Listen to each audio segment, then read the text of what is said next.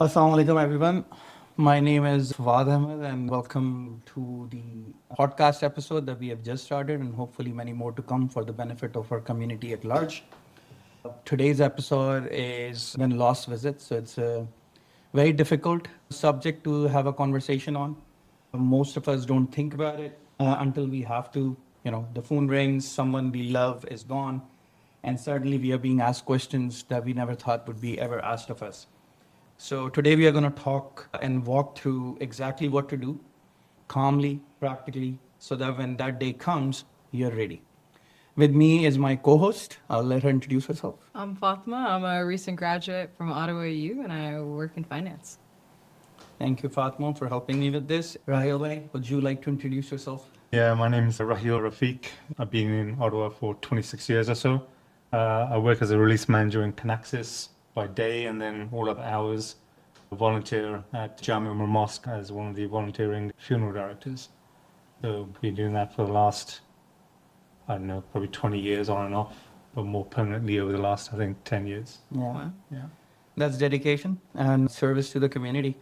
So, if I missed it earlier, Brother Rahil is our guest today. He's the one who's going to walk us through all the difficult conversations that we're about to have. But before we go into that, tell us about these two words, right? You're release or a QA manager in the day job, and then funeral services director on a volunteer position for the last 20 years Yeah. within the community. Yeah, it's I've been blessed, alhamdulillah, that every job I've had really good bosses, and I've been upfront and I've told them that I do this.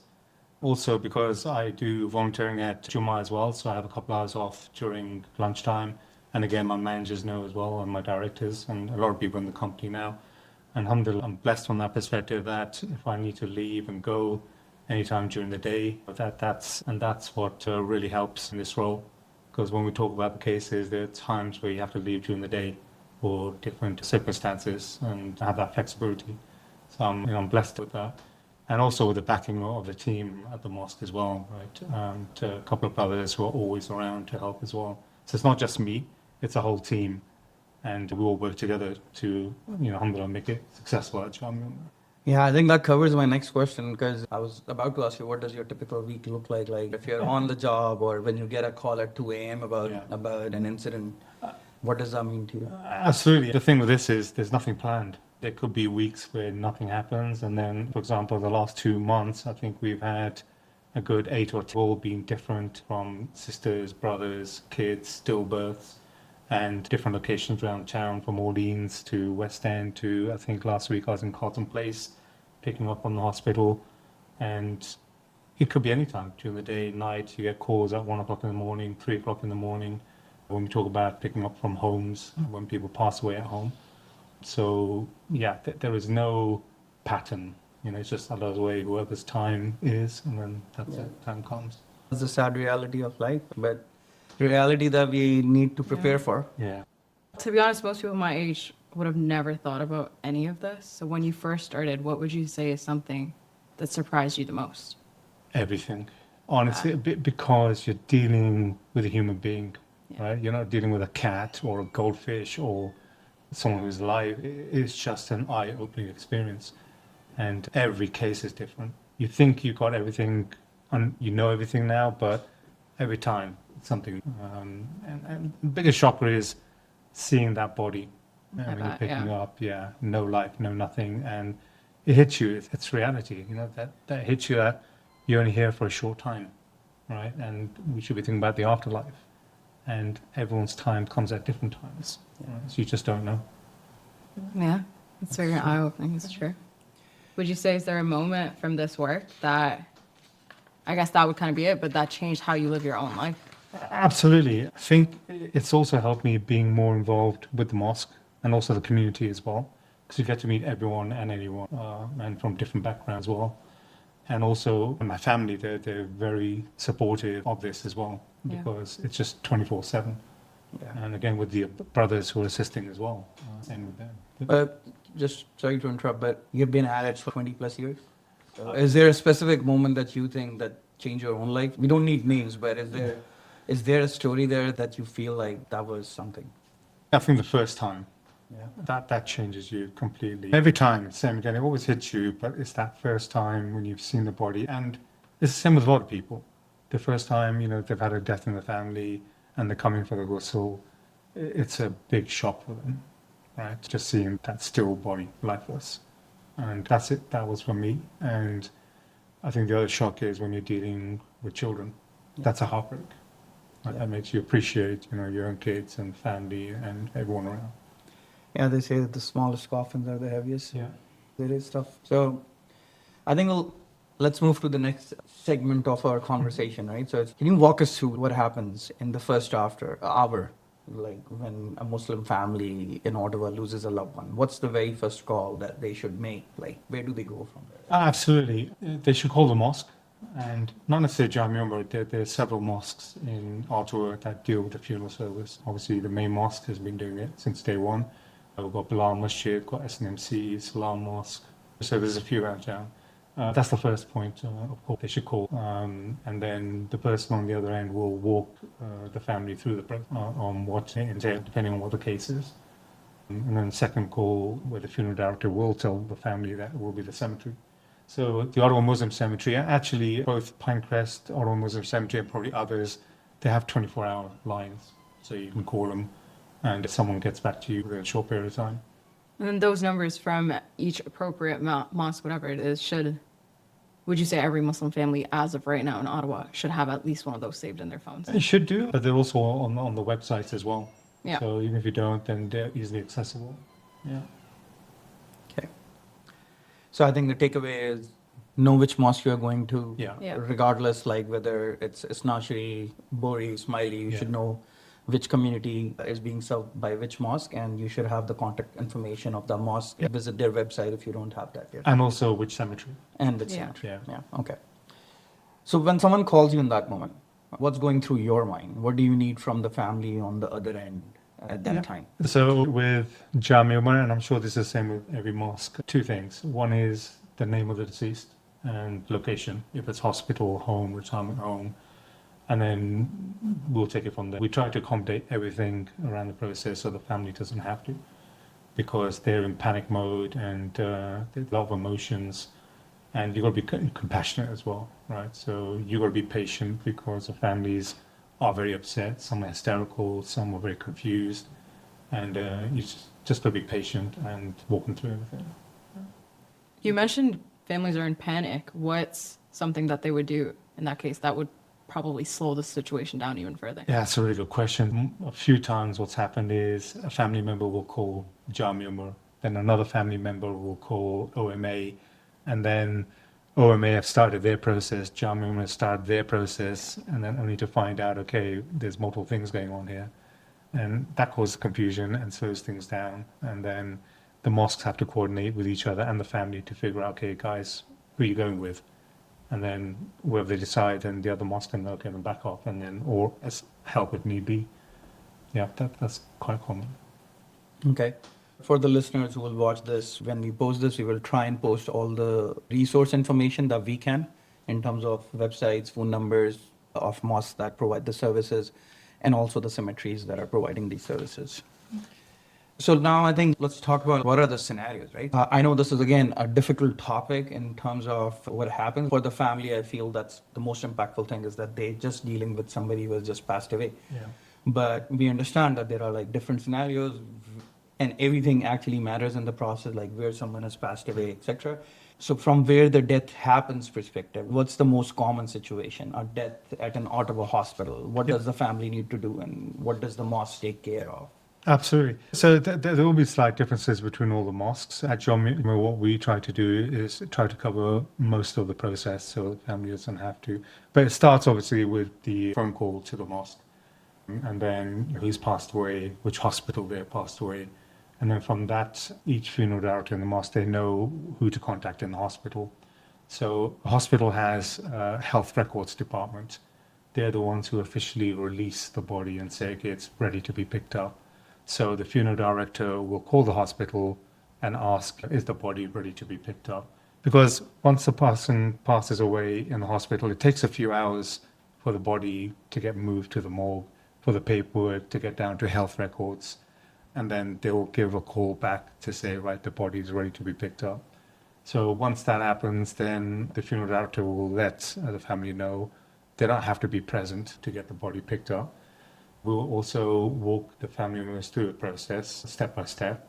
So there's two forms that are required. One is a Form 16, which is called a medical certificate of death, and that is issued by the hospital. So health records will hand that over to the funeral director and not the family. That's the official document from the hospital. And then we have a Form 15, which is called the Statement of Death, and that has details about the deceased, about their full name, address, age, even asking for their parents' name. So imagine a 90-year-old person, we need to find out what their parents' names are. And if we don't know and the family doesn't know, that's fine as well, because we can write unknown, and there's nothing wrong with that. So again, the funeral director will fill that form out with the family, get all the details. At the same time, the funeral director will arrange the ghusl time.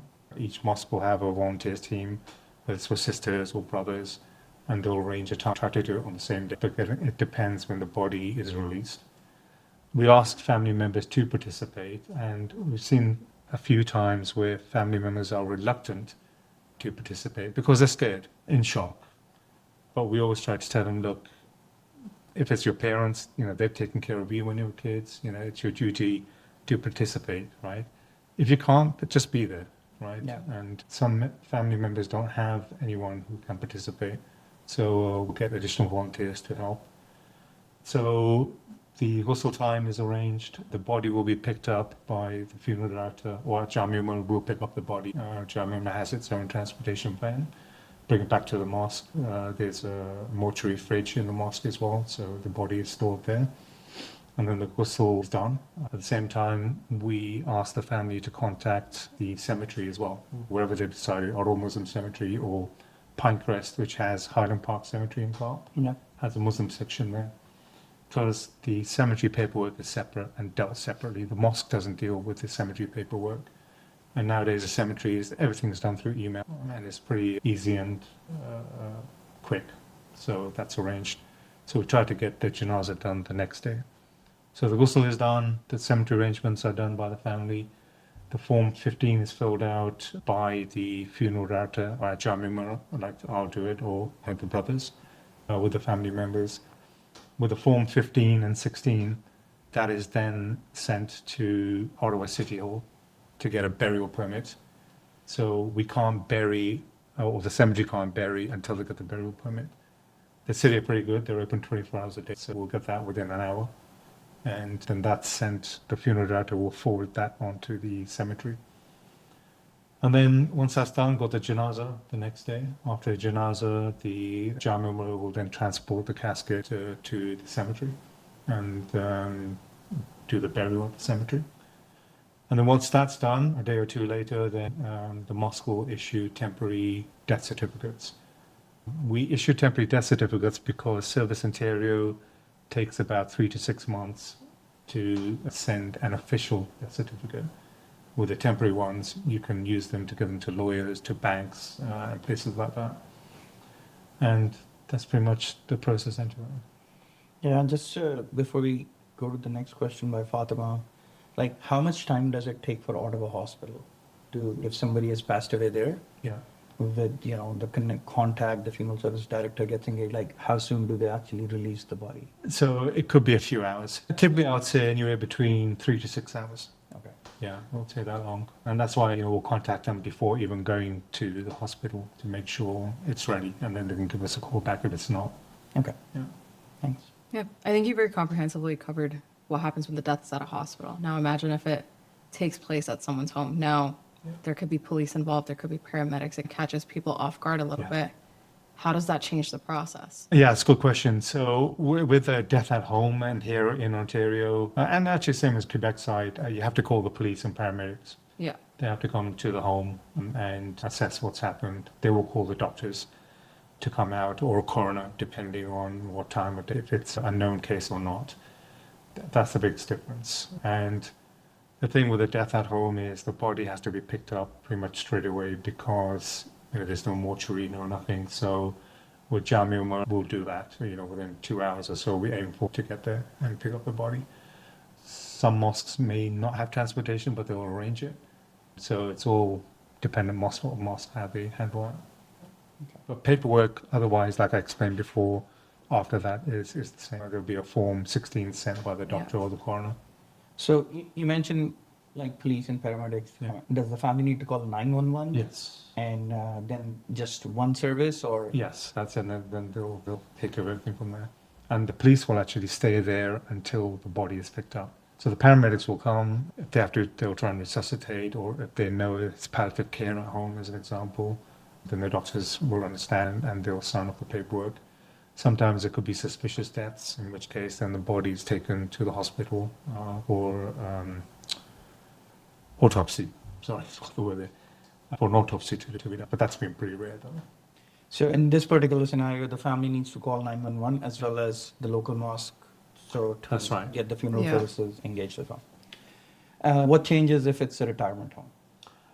Again, it's like being at home. Retirement homes don't have a mortuary, so the body has to be picked up as soon as possible. And especially in summer, when it's like 35, 40 degrees, the body starts decomposing very quickly. Yeah. Okay.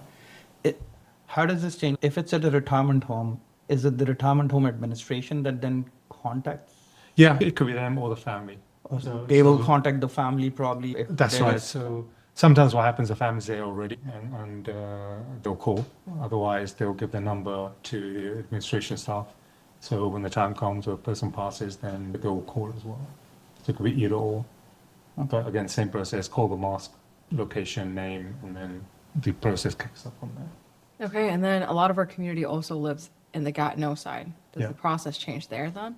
There's I'd say, complete process change on the Gatineau side, and it's a bit longer. The reason being is because it's Quebec and Ontario. Yeah. It's different forms as well. They call it an SP3 form. It's called a death certificate as well. And similar information as required with the Form 15 that we fill out with the family. Yeah. But the thing is, in order to transport the body from Quebec side to Ontario side, you have to email the SP3 form to the coroner's office in Montreal, and the funeral director will take care of that. Again, no pressure on the family. Most mosques will take care of that paperwork. And the coroner typically within an hour or two will send back. It depends on the timings. If it's during the day, during office hours, that they will send that. If not, then you'll get it the next day. So it could delay the process there. Yeah. However, if it's at home on the Quebec side, then you should be able to bring the body straight away. It's only if it goes to a hospital or retirement home, you need to get that authorization. Okay, so just to be clear, so if somebody who lives on the Quebec side, that's where this is more applicable? That's right. But if you're working there and you pass away and your body is taken to the hospital, do you still need to go through the same process? That's a really good question. I haven't had a case like that. But if it ends up in the hospital, I'm assuming we would need to do that. Okay. The same. So walk us through what an authorization for a body to leave Quebec actually means, like why families shouldn't try to handle it alone. Yeah, because the hospitals will not give the family the SP3 form or a death certificate. Okay. Yeah, that goes to a funeral director. And that's normally emailed to a funeral director or to the mosque email. They won't email anything to a personal email. And same here as well. Form 16s, if it has to be emailed, it won't be emailed to a personal email. It will go to an official like jami@jami.org or the other mosques there as well. Yeah, and then once we get that, like I explained, we use that form to send the email to the coroner's office to get that authorization. Okay. Yeah, otherwise, the hospital will not release the body. And from a timing perspective, is that like a day-long process? Is that hours? What does that? Depends on when it happens. If it's during working hours, I think the coroner's office in Montreal is like 9 to 5. During those hours, you'll pretty much get it within an hour or two. However, if it's after hours, they don't have a 24-hour service for that. That's so far what I've seen. The last case a couple of weeks ago had to wait until the morning to get the authorization. Yeah. I think that's important for people to kind of understand, because like we have seen that there's some families who have an urgency of doing the burial, and then they get frustrated and they're already dealing with grief. So understanding this element of the process is important for them. I think that's a really good point. You hit a good nail on the head there because, again, in the panic mode, the emotions mode, and knowing Islamically you have to do it very quickly. We often have to tell the families, look, we're living in the Western world, right? We have to abide by their rules and regulations. There's no guna, there's nothing wrong. We're doing it as quick as we can within our means. So that has to be taken into account, and families should understand that as well. But again, with emotions, all that stuff, sometimes, it can be a bit tricky. Yeah, true.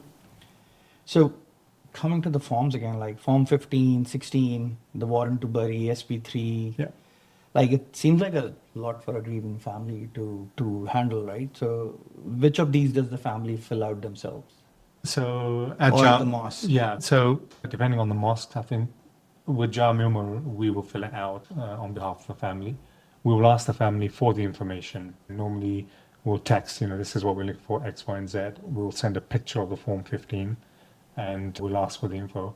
And then after the ghusl, we'll sit down with the family for 20 minutes and go through the form and fill it out there and then. So we don't just give the form to the family and say, you fill it out. No, we'll assist with that. In fact, we do it with their information. Yeah, so just to follow up on that, I think Fatma asked that question earlier as well. What's the most basic information that you actually need in order to fill most of these forms? Yeah, so the basic information is going to be name, it's going to be age, date of birth, it's going to be the deceased address, they're married, the spouse's name as well, which country they were born in, if they were born outside of Canada, and also their parents' name as well, and which country they were born in. Other than that, there's a section for the funeral director to fill out for where they're going to be buried. So it will be cemetery information and the mosque information who are dealing with the case. That's the minimum information. Yeah. So I think that's a really good takeaway for this particular conversation for the families who are listening to this. Yeah. As to what is it that they need? So maybe something that they prepare for in advance so that they're not panicking at that time. Absolutely. And the other thing is some of the mosques on the website have the Form 15 as a picture, so families can have a look at the form as well. Yeah. You've mentioned a few forms now. After listening to this, if someone had to remember one to pay most attention to, which form would you say that is? Form 15. Form 15. And the equivalent on the Quebec side, the SP3. All right. And could you explain what that form is? Exactly the same, or similar to the Form 15, same information as well. We'll ask for all the details I just mentioned, like the name, date of death, date of birth, addresses, parents' names, etc., and where they're being buried and which mosque is taking care of it. So is the function of that form does that issue the death certificate later? Yes, that's right. So what happens is, sorry, that's a good question. Just want to follow up on that. So the Form 15 and 16 in Ontario, it's sent, when we send it for a burial permit, the city will take those two forms and then they forward it on to Service Ontario. So Service Ontario will have it on record. So when you apply for the official death certificate, they have the information. And same thing on the Quebec side with the SP3 form. Makes sense. Okay. And that was useful. I volunteered at Jami Omar and, I thought that I know a lot of these, this process and what to do. But like after talking to you and some other brothers who have been volunteering in this area, I'm like, I don't even know everything. So it's humbling at the same time. And while we're at this, like, it's a very serious subject. It's something that we generally avoid talking about. Thank you for all the details on the initial segment of this. But now we're gonna talk about even something that probably is even more hard for people to walk through or discuss. So with that, I'll move to be very carefully. I want to ask about stillbirths because that's also reality of life. What happens there? I've heard from you in the past as well, like there's a difference between what happens if a stillbirth happens 20 weeks before or after. Yeah. So can you explain what that means for a family in terms of rituals, paperwork, and emotional support as well? Absolutely. So with the stillbirths, there are two separate forms. They call the Form 7, which is the statement of stillbirth. And that's similar to Form 15. So the mosque, the funeral director will fill that out with the family. And the hospital gives a Form 8, which is a medical certificate of stillbirth, which is equivalent to Form 16. So the hospital will give that one. Regarding the 20 weeks, that's a good subject. So anything over 20 weeks requires a burial permit. and that's where you get the Form 7 and 8, and we send to the city and get the burial permit back for, again, burial. Anything before 20 weeks does not require a burial permit, and typically you won't get those forms from the hospital or the Form 8. Under 20 weeks, the hospital just gives you the fetus, and sometimes they'll just give it to the family and say, take it, and then you can go straight to the cemetery. With anything over 20 weeks, then yes, the mosque will have to go and pick up and then go through the paperwork, the Form 7 and 8, and to get the burial permit. Also, there's different schools of thought, like you mentioned. At Jami Omar, any stillbirth, we consider no janazah. Anything over 20 weeks, we'll do like a washing. Anything under 20, we can't because they're just too small. But we'll wrap them in coffin, whether they're below or above. Yeah, that's always a tough one. Yeah. These are hard situations, but if there's something, what do you think families in these situations often not know that they're allowed to ask for? Yeah, it comes down to different schools of thoughts and culture as well. Again, it's different every time. I don't have a specific answer for that one, but different questions all the time. People ask about the ghusls, people ask about the janazah, especially janazah. You know, a lot of people think, okay, janazah needs to be done. But again, it comes down to culture, Islamic school of thought, things like that. So yeah, I think then the guidance here would be talk to your imam or the Exactly. school of thought that you follow, Yeah. or your local community mosque if you follow that, and they will provide you the guidance based on your school of thought. Absolutely, Right? So, yeah. yeah. I think we're not trying to get into the Islamic process of it. We're trying to cover what's the process that everybody follows, right? Yes. Regardless of the school of thought that you are. But this is an important question because people are not clear on this. So if you want clarity, I think follow your imam and ask them for the guidance. Yeah. Another subject is people like me who are, still roots. I'm born and brought up, born and raised in Pakistan. There are situations where if I am on a visit to Pakistan and I pass away, what happens? Like, how does my body get here? Does the mosque play a role? Who do we need to go talk to? And then there are international students, people on visit who are visiting from Pakistan. They could be from any country, to be honest. They're Muslims, but I'm focusing more on Pakistan because that's what our context is. Like, what happens if you pass away here, you're not a citizen? How do we get the body back to their family? No, that's a good question. So the mosques aren't equipped to deal with that because the biggest part of that involves two things. One is embalming the body. So they need to replace all the blood with chemicals. And the second thing is that you need I think an airtight stainless steel type coffin for the transportation. And then what we tell the families is we refer them to a professional funeral home like Kelly's. They'll deal with those type of logistics. But it is very pricey to that. I don't have the exact cost, looking in the thousands to get that done. And regarding the other way around, I've never dealt with a case to bring someone back from another country, but I'm assuming that I'll be dealing with the Canadian Embassy or High Commission in that country, and then also a funeral home in that country as well. So I think that's the two things that people should do is contact a professional funeral home in the country and also the embassy as well to see what needs to be done in terms of paperwork to bring back. Yeah. So I think for the listeners, if regardless whether you're from Pakistan or from any other country, if you're dealing with such a situation, it's always good that you have the local contact of your local high commission, whether if you're in Ottawa or Canada, and if you're visiting your home country, you should always have the contact information of the Canadian embassy to deal with these issues. Another sensitive but an important question, because I've dealt with this myself as well, right? So there was we spoke about this. We had a brother who was dealing with a terminal disease. And the brother was worried, if I pass away, I'm not sure how much funds are required, what would my family go through, whether we have enough funds to do this or not. So the reality is, what's the cost, right? What's the cost? What's the time? What is it that's required for a family, from a family's perspective, that they would need to spend during the process? Yeah, absolutely. The best thing to do here, when you're talking to the cemetery, they will give you the cost because they'll change every year. And likewise with the mosques, each mosques, they're looking for donations, right? Because the mosques, they're off donations, right? It could vary from $1,000 to $1,500, $1,600, just donations, just to cover everything. You have to understand that the mosques, we're just all volunteers doing the service for the mosque, but they have their running costs, the materials, the coffins, the van, and cleaning supplies and all that stuff. The cemetery wise, again, I think recently, I think a plot was, again, $2,000, I believe. But again, it's best to check with them. The cemetery also has a charge for opening and closing the plot as well. And that could be around $1,800. So you could be looking around, give or take $4,000 for the cemetery. And again, you need to check with them the exact price. And the mosque's around maybe $1,500 on average across Ottawa. And that's a donation, but I do believe you get a tax receipt for that as well. Okay. So if I summarize this, we're roughly looking at around between $5,000 and $6,000 That's right. of expense on a normal funeral. Yeah. What the mosque generally covers would be the coffin, whistle, transport, and the coffin, and that would cost roughly between, say, $1,200 to $2,000 or $1,500.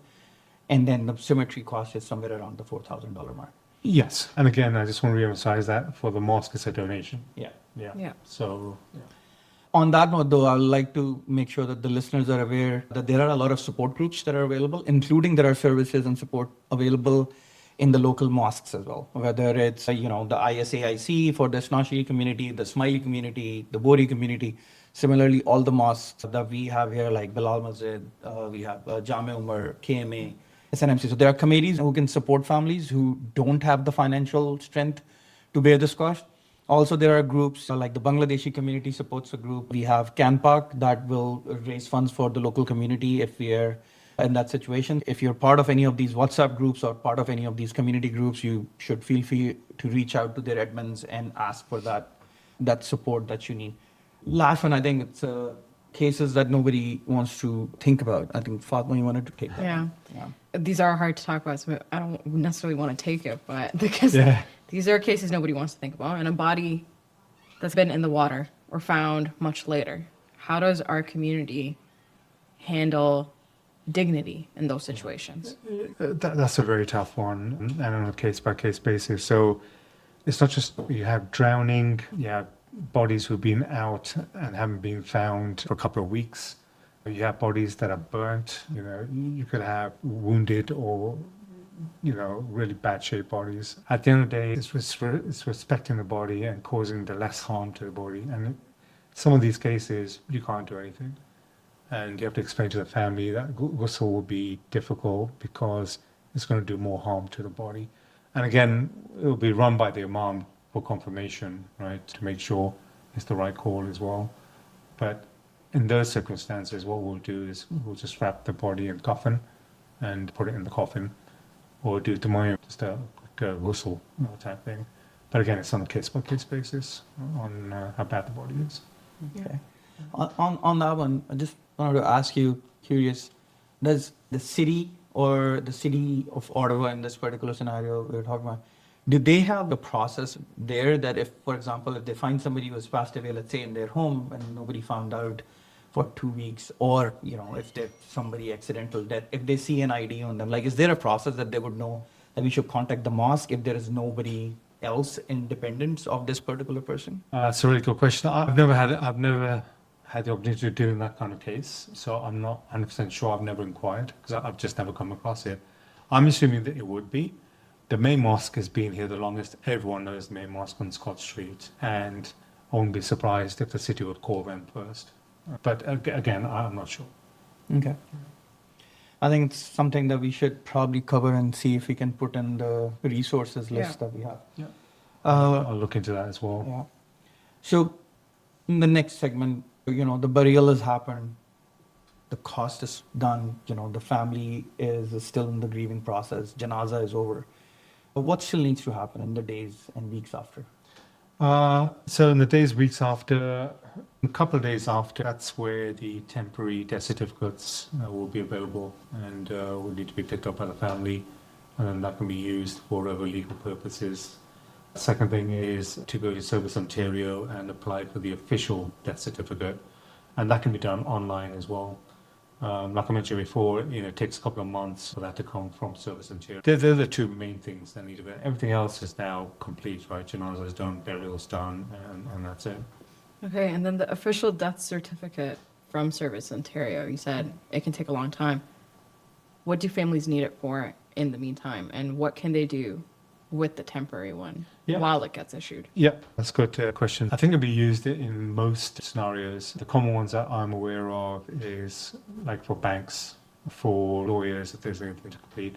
If there's a couple of times where we've translated it because someone had to send it back to Egypt, as an example, for the embassy, Yeah. because of some properties or something back home. So there are your common examples there.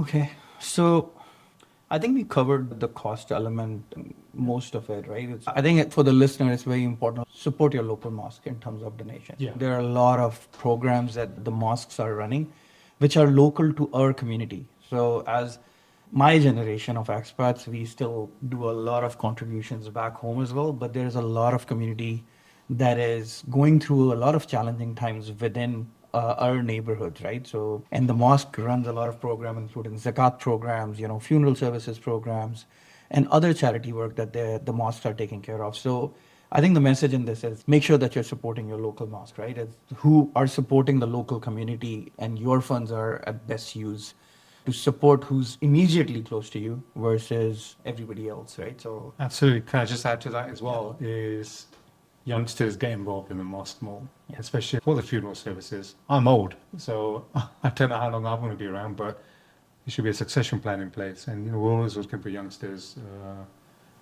to volunteer as well on the funeral side, so that we can teach them, and then they can take on into the future as well. yeah.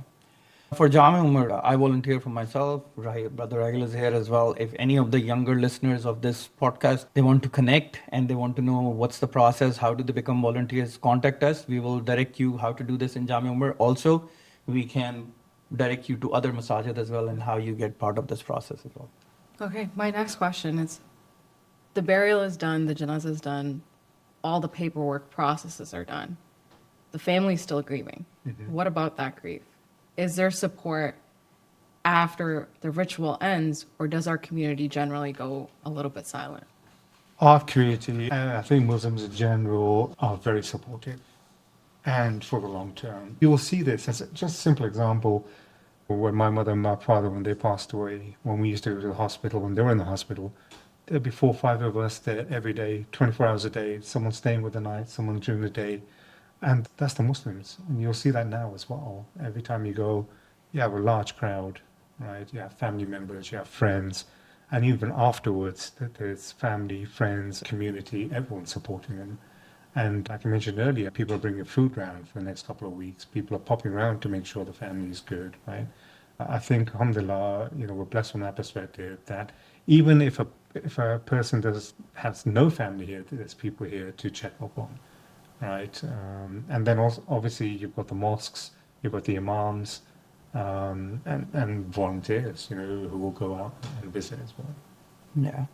I think we do need to keep in mind though, there's always the context of who we know. So I've come to this realization because I kind of support this community group as well, the CanPak, which is more of a Canadian Pakistani social group. There are a lot of young parents, younger folks who have migrated to Canada who are probably not as close or associated to their local mosque, right? They come for the prayers, they may come for Friday prayers, but they're not involved in the process, right?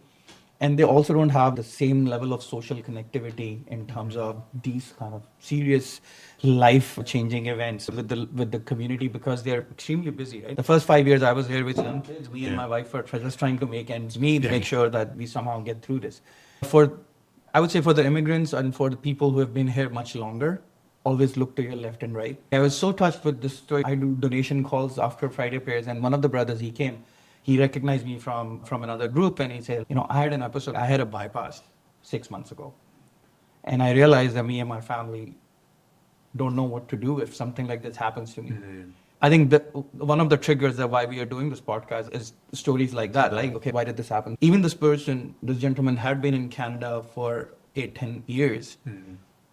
He thought he didn't know enough people or had enough friends who would actually help him through this process. For those of us who are established, who are well settled here as community members, I think always look to your left and right, to all your Muslim brothers and sisters, and see wherever we can help them. Yeah. I think with that, we'll kind of come to the last segment. What are some of the call to action? Like, what do we do from here on? I'll start again with a story, right?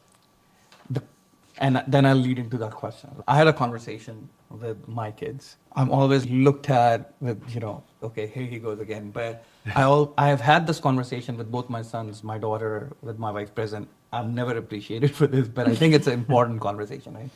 I've given them duties and responsibilities already as to what I want, how I want, when the time comes, what do they need to do? I'm trying to prepare them for it. But from a younger perspective, from a younger Muslim perspective, I think my hope is that it's going to be my kids who will be doing all this for me versus, God forbid, me doing it for the other way around, right? So for the younger Muslim listening to this podcast, who have never had this conversation with their parents, how do they approach it? What are some of the things that they should be talking about? And what's a sensitive way to actually talk this through?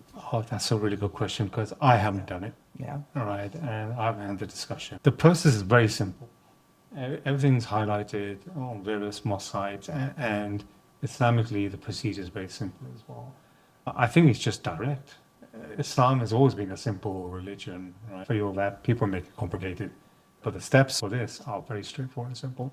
And it's just being direct and have that conversation. There is no easy way around it. We haven't discussed it, and I don't know why, it just hasn't come up.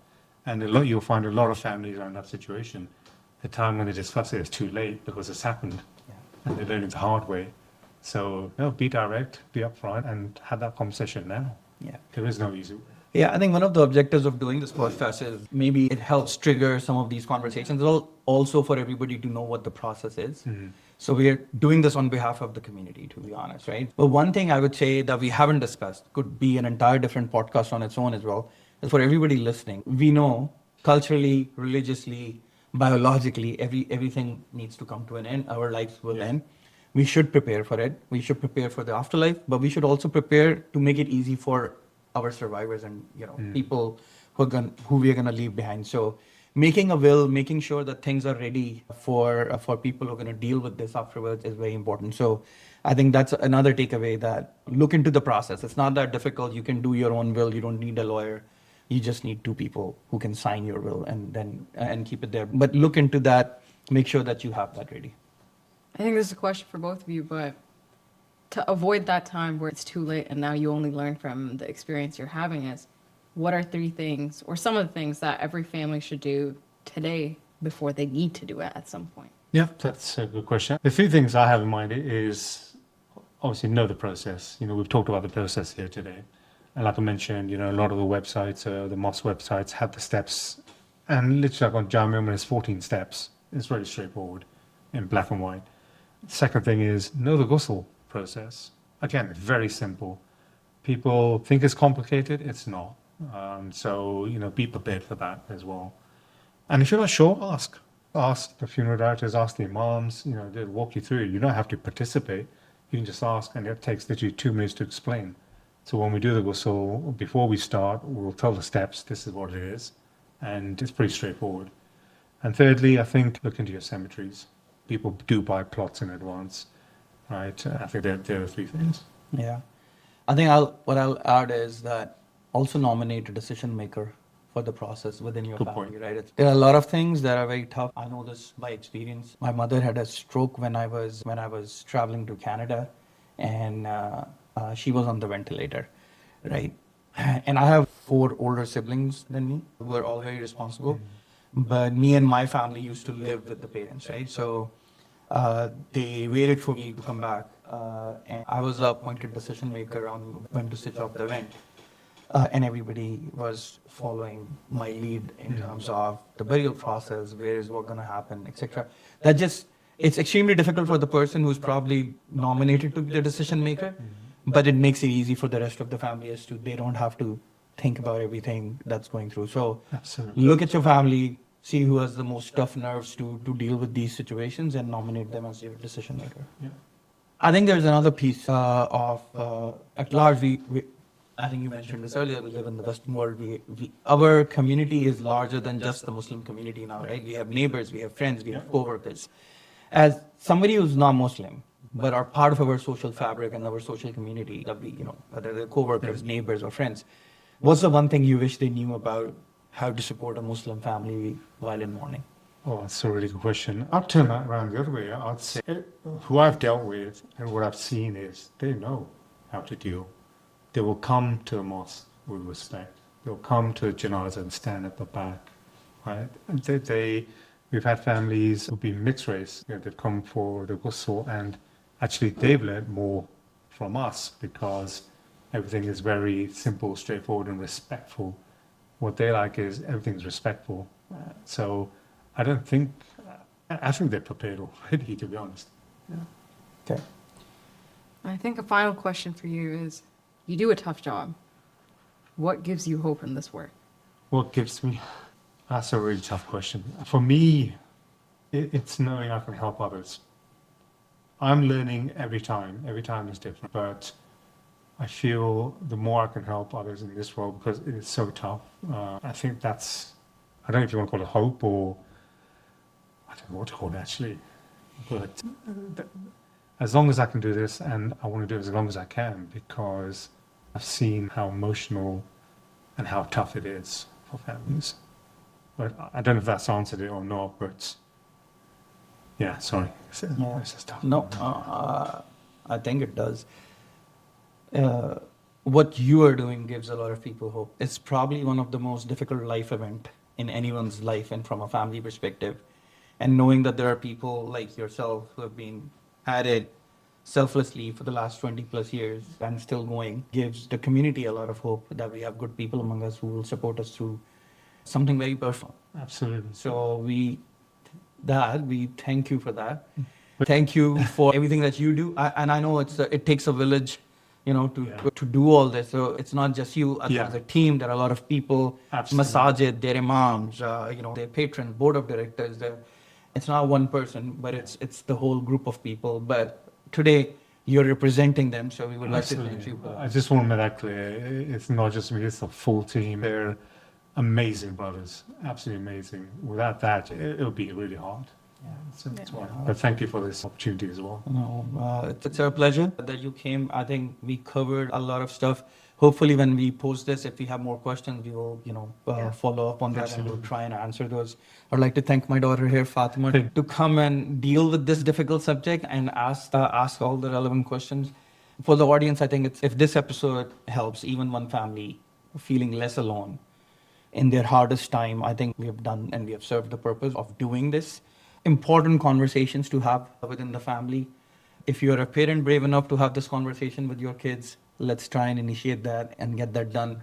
If you're a brave enough kid that wants to have this conversation with their parents or grandparents or senior family members, have that conversation, get it out of your way, so it's one less thing to panic about or worry about when the actual time comes. And the time will come for everyone. Hence, be prepared. That's our belief, right? With that, I would like to thank you two again. And hopefully, we have hit the mark in terms of what we wanted to cover for this particular session. And we'll hopefully come back with the next one soon. Thank you. Thank you. Thank you.